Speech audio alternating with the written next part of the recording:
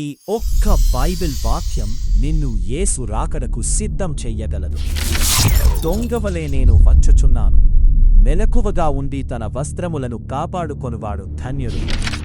యేసు ఎప్పుడు వస్తారో మనకు తెలియదు, కాని ఆయన చెప్పినది ఒక్కటే: మెలకువగా ఉండండి, ప్రతిరోజు ప్రార్థనలో ఉండండి, దేవుని వాక్యాన్ని చదవండి, పరిశుద్ధమైన జీవితాన్ని జీవించండి. ఎందుకంటే యేసు రాకడ అకస్మాత్తుగా ఉంటుంది. యేసు వస్తున్నాడు. నువ్వు సిద్ధమా?